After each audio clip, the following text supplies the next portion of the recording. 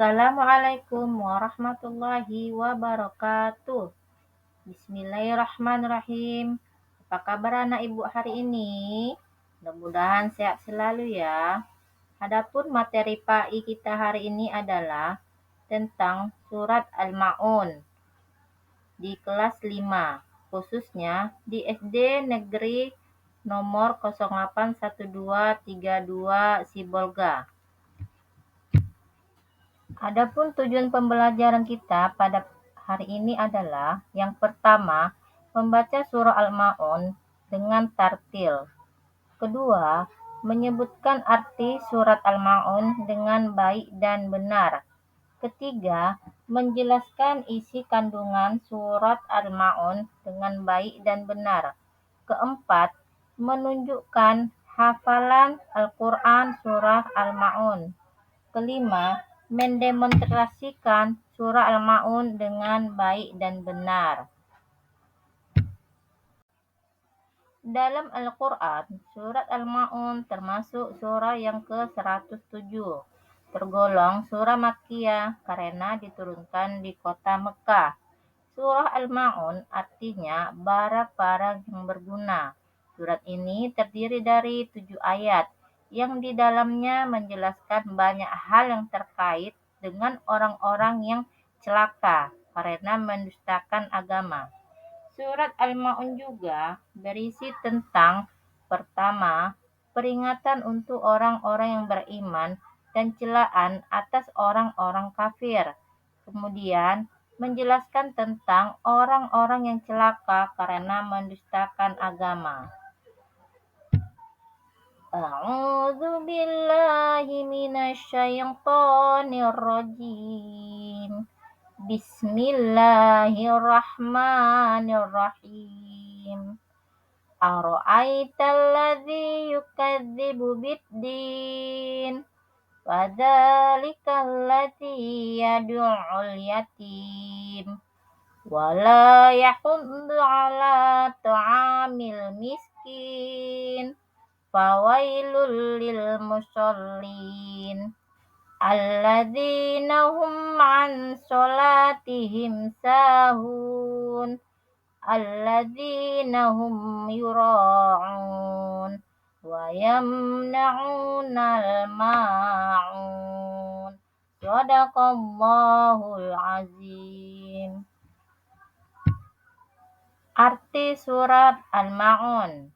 Pertama, tahukah kamu orang yang mendustakan agama? Kedua, itulah orang yang menghardik anak yatim. Ketiga, dan tidak menganjurkan memberi makan orang miskin. Keempat, maka celakalah bagi orang-orang yang sholat.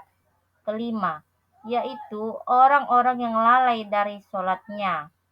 Keenam, orang-orang yang berbuat ria. Ketujuh, dan enggan menolong dengan barang-barang yang berguna.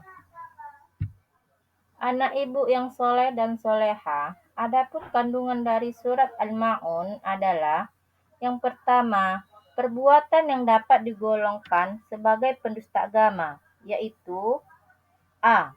Orang yang menghardik anak yatim. Maksud dari menghardik anak yatim yaitu menolak dengan keras untuk menyantuni, tidak menyayangi, dan tidak memberikan hak-haknya. B. Orang yang tidak menganjurkan memberi makan fakir miskin. Maksudnya, kita tidak mengajak sanak keluarga kita untuk membantu fakir miskin, dikarenakan rasa baghil yang ada pada diri kita sendiri. Kedua, ancaman neraka wa'il bagi orang-orang yang lalai dalam sholatnya. Maksudnya adalah lalai dalam sholat kita mengerjakan. Kita sholat tapi hati dan pikiran kita tidak melaksanakannya. Tubuh kita sedang sholat, namun pada saat tubuh sholat, pikiran kita sedang memikirkan masalah dunia. Ketiga, ancaman neraka wa'il juga bagi orang-orang yang sholat karena ria. Sholat karena ingin dipuji manusia. Ancaman bagi orang-orang yang mendustakan agama. Anak ibu yang soleh dan soleha, adapun hikmah mempelajari surah Al-Ma'un adalah yang pertama, Dorongan untuk menyayangi anak yatim, yakni dengan tidak menghardiknya. Kedua, dorongan untuk memberi makan anak yatim atau orang miskin. Ketiga, agar kita lebih berhati-hati saat menunaikan ibadah sholat.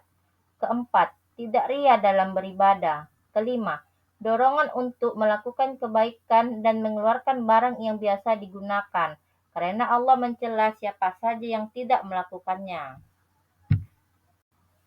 Demikianlah pembelajaran kita pada hari ini tentang tujuan pembelajaran surah Al-Ma'un, membaca surah Al-Ma'un dengan tartil, mengartikan surah Al-Ma'un, dan memahami tentang isi kandungan dan hikmah dari surah Al-Ma'un. Jadi Ibu harapkan nanti anak Ibu agar dapat membaca surah Al-Ma'un dengan tartil.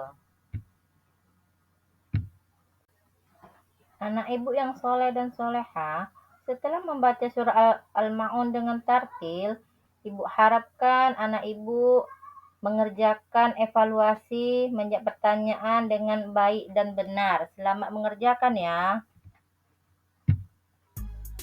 Demikian pembelajaran kita pada hari ini. Ibu tutup dengan billahi taufiq wal hidayah. Wassalamualaikum warahmatullahi wabarakatuh.